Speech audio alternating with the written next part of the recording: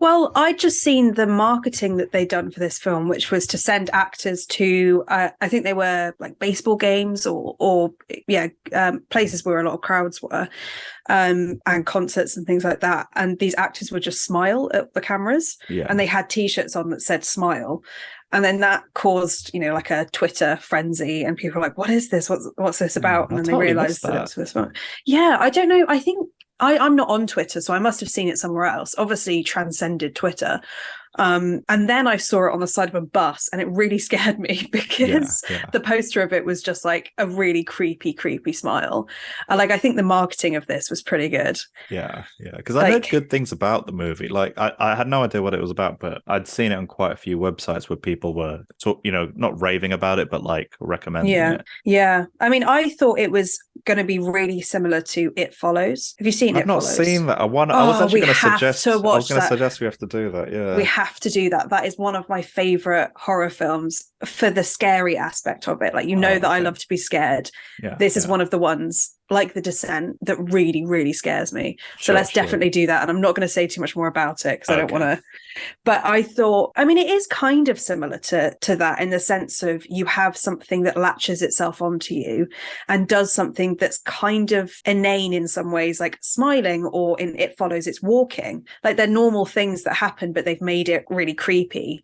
So it does kind of run along the same lines. And also, but there's quite a few movies with that similar concept, like The Ring, where you watch the videotape, and then there's that countdown movie where you download the app. Like, there's loads of movies with the same premise. I think there's loads of them, like when you're part of a chain and then you realize that you're part of this chain, you have to try and break the chain or lift the curse. So it does follow quite a well-known horror trope, I think I'd say. I mean, overall, and we'll get more into it, but I think I really enjoyed it from like a creepy, scary, kind of different, it's something that I haven't really seen before. Obviously, we've seen the way that it's the plot line, but we haven't seen the smiling and all of that. I think that Sosie Bacon was incredible in her leading role. It's her first proper leading role as well. Is it? Yeah, I didn't know she was Kevin Bacon's daughter. I had no idea. I didn't know until I saw the name, and I was like, she must be. And then I Googled it, and I was like, because how could there be two Bacons in Hollywood that were not related? There's only room for one Bacon. There's only room for one of them. And they're on the 3 adverts, what are they called? The EE. EE. That was it. So I thought she was brilliant in her anxiety-driven state, wasn't she? Yeah. Oh yeah. I mean, I didn't recognize her face, and I was like, this. Like, normally with horror movies, it's normally like a C or a D list cast in a lot of horror movies. It's very rare you get like a big name, but she wasn't a big name to me, but she had the acting chops of a big name. Like, I thought as a performance, to be honest, I think the whole cast gave a really good performance, but I thought she, for a first feature role, oh my goodness, like, she carried it well. And I think she was like in every single scene of the movie as well. Yeah, she did so much. And it's a pretty intense film to try and, she had to show how her mental state was deteriorating as she's trying to come to terms with this thing following her. And it's so easy for horror films to kind of neglect the fact that these people are really going through a scary situation. Like, we have seen horror films where they just don't get it right. You don't see the horror and the pain that those characters go through, and you do see that here. I think a lot of the performances were actually quite nuanced and quite before like the real kind of horror kicks off in the story. I felt like their performances were quite subtle and quite nuanced and understated, but I believed all the performances. There was at no point where I thought, that person's just crazy, or that person's the comic relief, or that person's just everyone felt very believable. No one was good or bad. They were just people being people. Like, at first I thought they were going to build up the Doctor character to be like some foil or something, or some kind of like someone who gets in the way of Rose, the lead character. But he was just doing his job, and he was just being a human. Like, and I felt like that with all the characters in the movie pretty much. And that's a really good thing. It makes it so much more believable. And I think the characters were quite well developed as well for what they were there to do. Rose and her fiance you could tell what their relationship was like. They're quite loving at the beginning, beginning, Yeah. and her relationship with her sister and that kind of tension that's between them. It kind of comes through in really, like you say, nuanced and real ways that mean that you don't have to spend a lot of time on the pretext of the film. You know, there didn't have to be a lot of character building because it just kind of happened naturally. Yeah. And it's not like the kind. Sorry, no, you go. No, I was just going to say, it's not like I don't want I don't want to make it out as if it's gonna like have Oscar-winning performances. It's not the case, and it's not like anything theatrical or dramatic or Shakespearean. But it was just very understated and very realistic. Yeah, and I think you're right. You always have to remember it in the context of what this film is. Like, it's not supposed to be groundbreaking, I don't think. No. It's supposed to be a new horror film doing a new thing. Yeah. And we've kind of chosen a genre that sometimes can be very cheesy and doesn't really... It can have everything horror. You can have horror comedies, horror science fiction, horror drama, horror everything. And I feel like this is your, not bog standard, but your pretty standard horror film. Like, it follows quite... But within that, they're quite developed characters and interesting plots. What did you think of the story itself? Well, I mean, I know that, and I've seen a lot of reviews saying that the trauma storyline of this, so the idea that you get this demon or whatever it might be following you because you've had trauma, and it kind of feeds off that, and you give it its power because you watch somebody else die, and that's very traumatic, and all of this stuff. I think, that has been used quite a lot in recent years. The kind of trauma is the reason why. I think Candyman might have been one of them that we've seen recently that kind of uses that.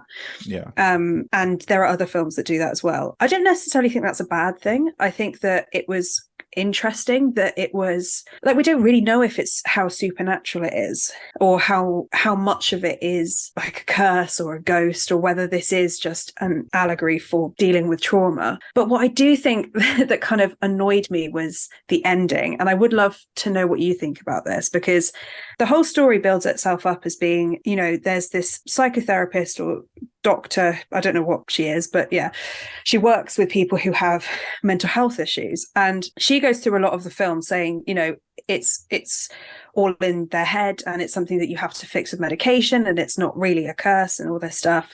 And then she finds out that it is, and that it's actually to do with trauma, and the fact that you can't release yourself from that trauma means that it carries on. And at the end of the film, it kind of confirms that. Like, I feel like the message they're saying is you can never get over your past traumas. Like, whatever you do, however strong you think you are, it will always get you, because ultimately she can't get away from it. And I didn't know, I didn't know how I felt about that. I was like, I don't know if that's the right message to end it on. I don't know what you thought. Yeah, it was quite extreme. Like, because the film seems to have two endings. Like, one ending is the happily ever after, where she does conquer her trauma and, learn to come to terms with it, or rise above it or whatever. But then there's like this bait and switch where you realize that was like a dream, like, or she was in like an illusion, like that didn't happen. She actually, her trauma dominated her, or the demon actually killed her at the end or whatever, and she ended up passing the curse on to someone else. And I just felt like you could just cut that ending bit out where she dies, but then it would have just been another one of those films that just another one of those happily ever after horror movies. And I think this one kind of, I didn't mind the ending. Actually, I didn't mind the ending, but I just feel like it was a bit extreme. I think it's mentioned somewhere in the movie. I think when the other therapist starts analyzing Rose, where she says something along the lines of, we don't always get over our trauma or something, or we learn to live with it, or something like that. And I felt like maybe a more suitable ending would have been where she realizes she can't beat her trauma, but she gets it in a way where she can learn to be slightly above it. And I think something like that would have given the audience a little bit of hope. Like, there should have been some aspect of her confronting her demon, literally,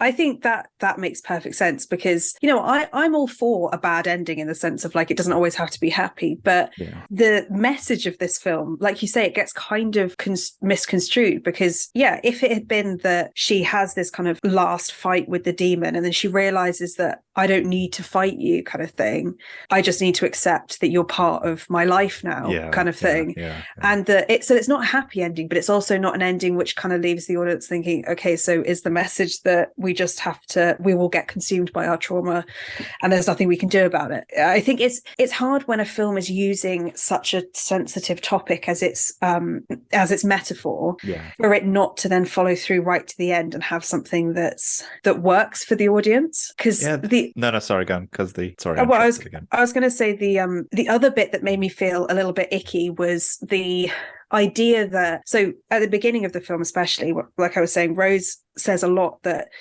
this is something that patients need to work through, and that they need to remember that even though it feels really real, it's not actually real, and these hallucinations aren't real. And then the film goes on to make those hallucinations real.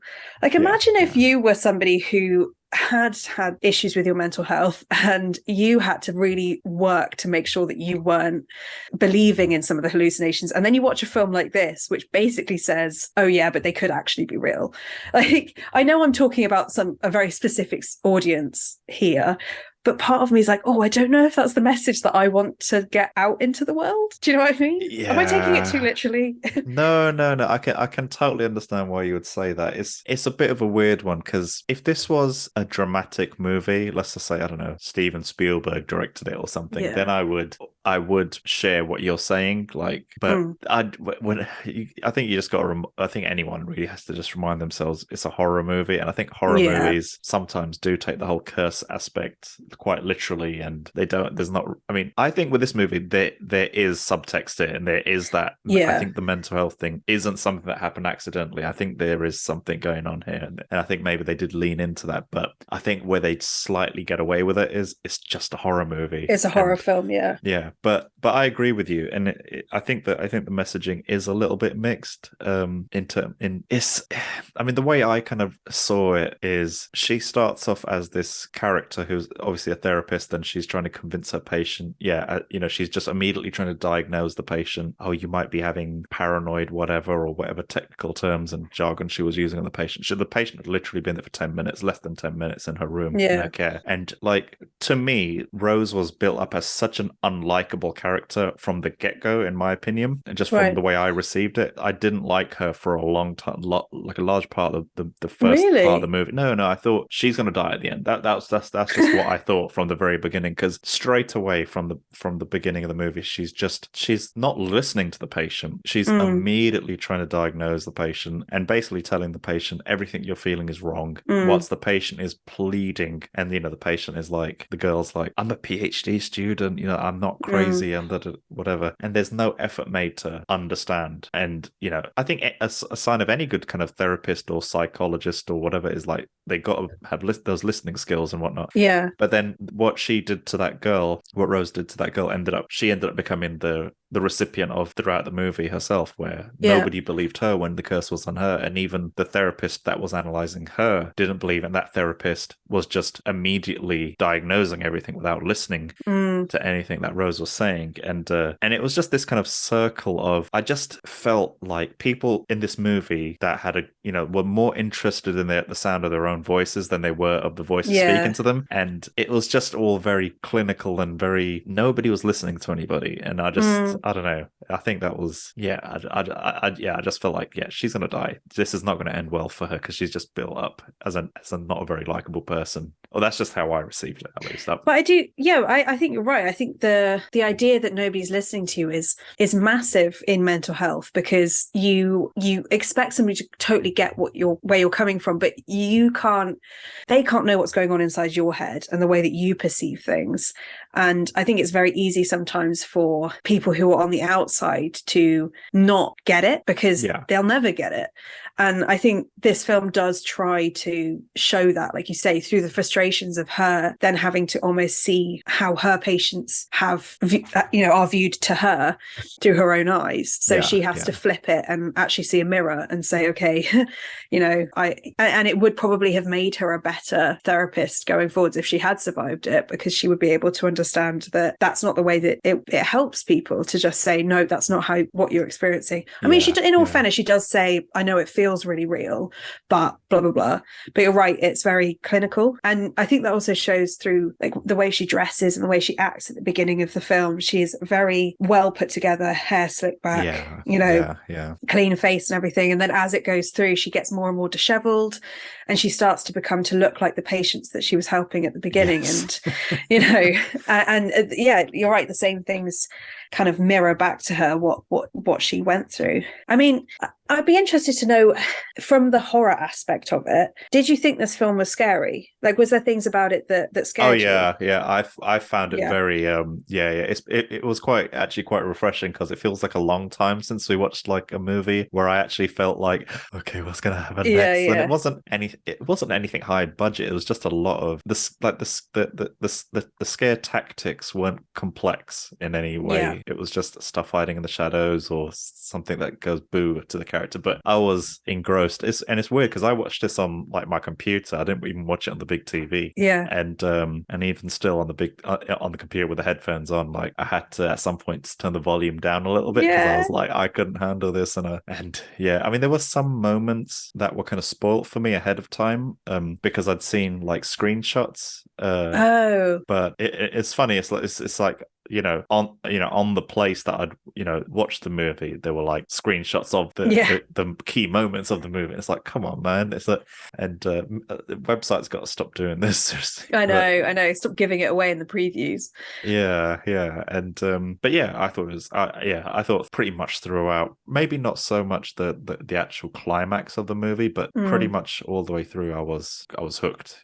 What about yourself? It's just I mean, it was really scary. It's such a creepy idea, smiling but without smiling without your eyes, and it looking just really uncanny and creepy, and the fact that this demon masks itself as people and imitates people, so you can never quite feel safe, because you don't know if they're going to turn around and that this happens in the film, especially with the therapy, when the therapist comes to her house and is talking to her, and then she gets a phone call from her actual therapist saying, are you okay? And then you realize that it's the thing. Like, those were really creepy, I think, for me. Man. Like, no one can be trusted. The most creepiest scene for me was, when she's talking to when the house alarm goes off and she's talking to the call center. And then the call center person is like, oh yeah, we'll check your whatever. I don't know, just going through the procedure of the security system. And then at the end, the person starts talking about this, look behind you. Yeah, well, she says, have you checked this? And she's like, is there anyone in the house? And she goes, no. And then it says, are you sure? But it's a different voice. It's like just thinking about it. Oh man, that was such a twist. I was not expecting that. And then there was the moment when we only see the back of her head and she's still on the phone, and it takes her a lifetime to turn around. And even I felt every second of that. I turned the volume down on that scene, because that I was really freaked out. And the fact that like the music is quite anxiety driven as well, like it does put you on edge. The music for this movie is like a demon on its own. Like it's very scary music. I also it shouldn't have creeped me as much, because it is just a jump scare, but it was kind of more than a jump scare, I suppose. But when she's having that conversation with her sister, and then she goes into her car, and then you see the sister walking up to the car, and then her head, like, I don't know what happens, but her head like dangles off itself and like looks at her. That was spoiled for me. That was the clip. So you saw that. Okay. I had no idea. And because I was thinking of It Follows, where you kind of, without spoiling, you can kind of judge, you can see who is the person, the demon person, from quite far away because of the way that they move. In this film, you kind of don't know until you see their smile. Like, they kind of look like normal people. Could be anyone. So I was really not expecting, as she walked up, because she looked like she was walking normally, to her then to do that. So the jump scares were pretty good in this. I have to admit, though, when they introduced her cat, I was like, okay, two things are either going to happen. One, it's going to be the normal horror that the cat dies, which does happen. Or two, that the cat was going to have the smile, which is what I was waiting for. Oh, goodness, I'm glad they didn't go to that. I thought it was just going to turn around and the cat has this goofy smile on its face.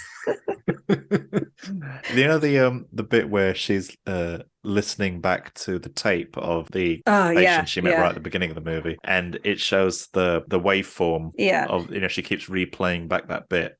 It just and then the demon kind of like jumps out of the shadow and scares her off her chair or whatever. Like that bit, because when I edit these episodes, I look at those waveforms like that the same way, and now I can't like I just don't want to edit episodes in the dark anymore. That'd be so scary. Imagine if you heard something that like we didn't know was in the recording. Oh my goodness, that's a horror movie right there, like a third voice talking on the playback.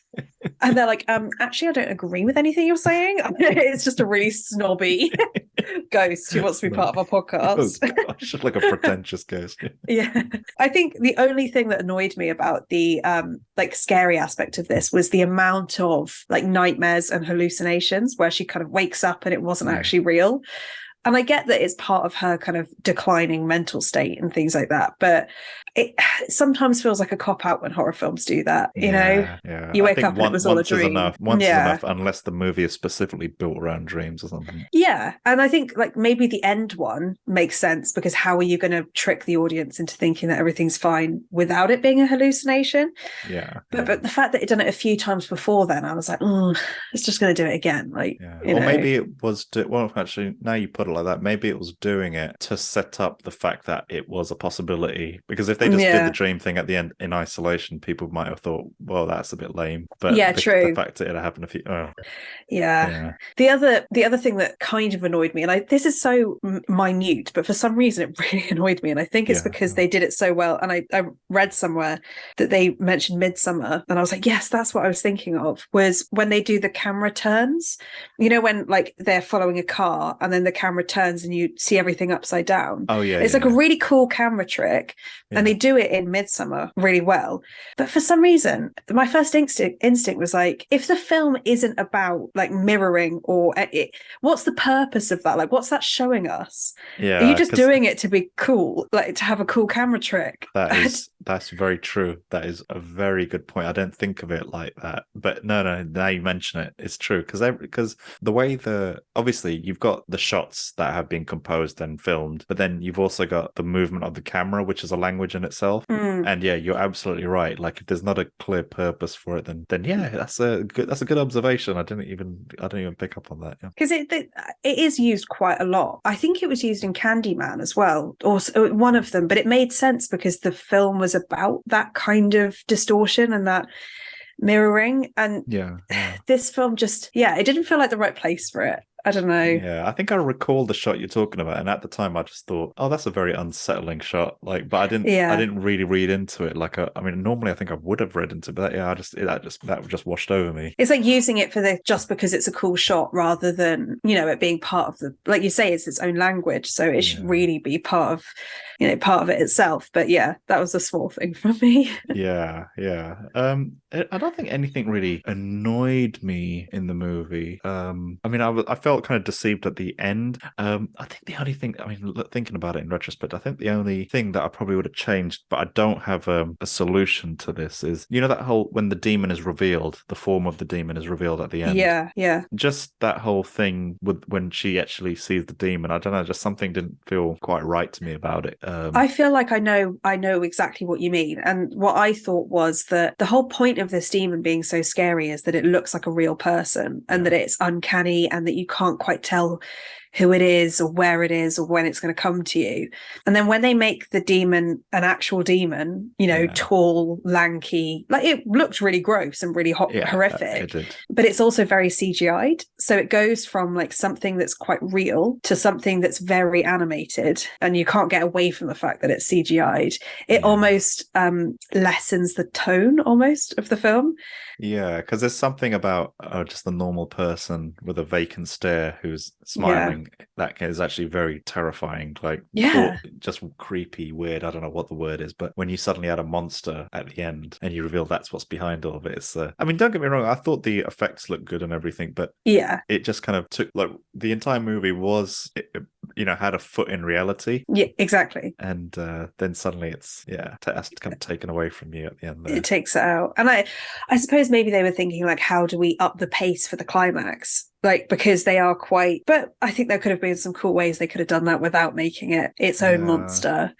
Yeah, But I mean, I suppose they could have, like, I mean, I don't know if this is even a good idea or not, but like, if it was revealed that, so people, when they have trauma, maybe over the course of their life or something, it kind of eats away at them. And it was revealed how with Rose, so the story makes out that she witnessed, her mother pass away from an overdose or some suicide or something. Yeah. But then as the story progresses, you realize that her mother didn't die from a suicide. It's just the kind of the failure of Rose, when her mother was ill, Rose didn't call for help, so her mother passed away or something. And I think that kind of, there's an element of like obviously the trauma of seeing your own mother die, but then there's that guilty conscience, and that that kind of eats away at you over your life, and then because you haven't dealt with that, you end up taking out your frustrations or trauma on other people around you, and then they adopt that trauma, and then they take it out on the next person, and it's just the chain continues. Yeah, it's something. Maybe, I mean, I could imagine the movie is probably a kind of a heightened version of that concept or something. But I think you've hit the nail on the head. Like, the way you described it then feels like exactly what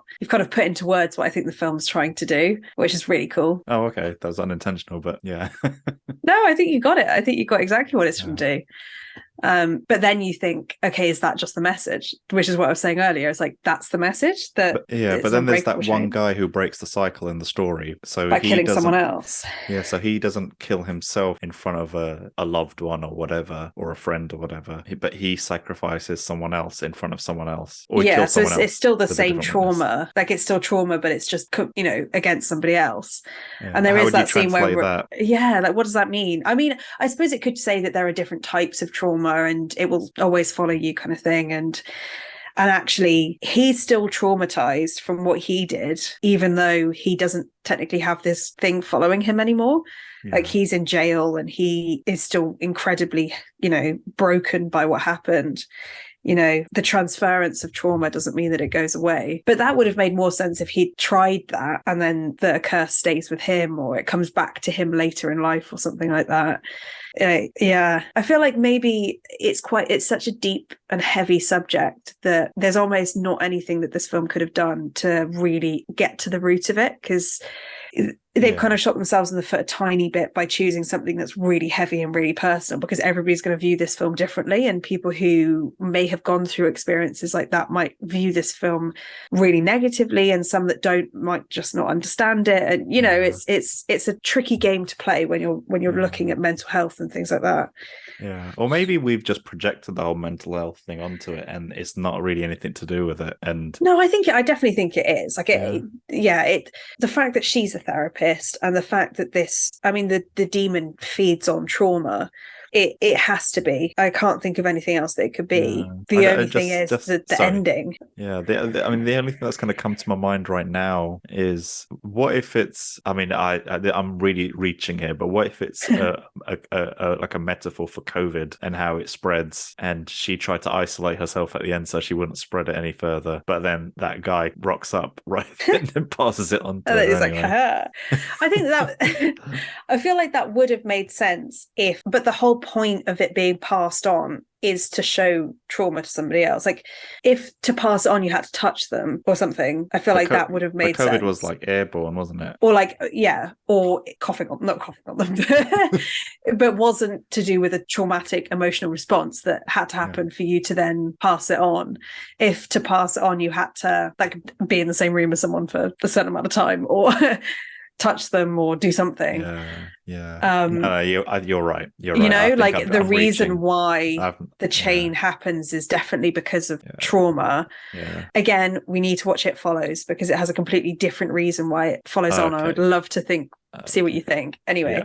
But I mean, overall, I think that this film, it does what it's supposed to really well. Like, it's very scary. It's really creepy. It does have a storyline that follows a very heavy topic. Yes. And just because it doesn't quite get there at the end for me doesn't mean that it wasn't a good horror film for the sake of being a horror film, I think. I agree. I found it. Yeah. I think. You said it perfectly. I mean, in addition to that, I thought it was a very competently shot movie. Actually, I thought it was very well put together. Visually, it was well put together. I think the whole movie, at a technical level, a movie making level, was just very economic with how it used its time. And I think there weren't really any moments that kind of dragged out too long, or any moments that were boring. I thought the acting was solid. I was scared throughout a lot of the movie's runtime.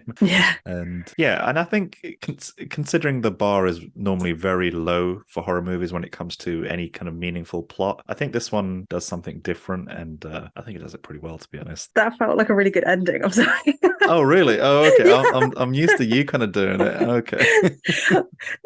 You rounded that off so perfectly that I didn't want to say anything else. I think that was a good ending. Oh, okay.